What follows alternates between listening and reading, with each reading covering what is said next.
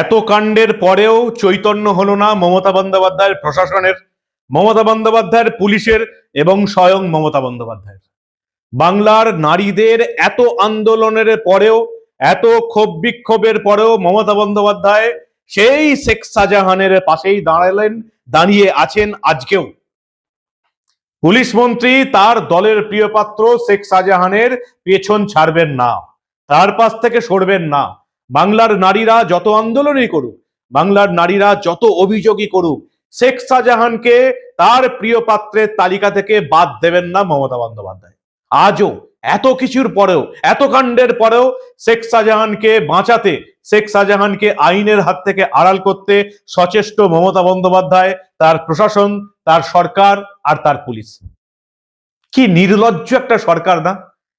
কি নির্লজ্জ একজন আমাদের রাজ্যের মুখ্যমন্ত্রী না?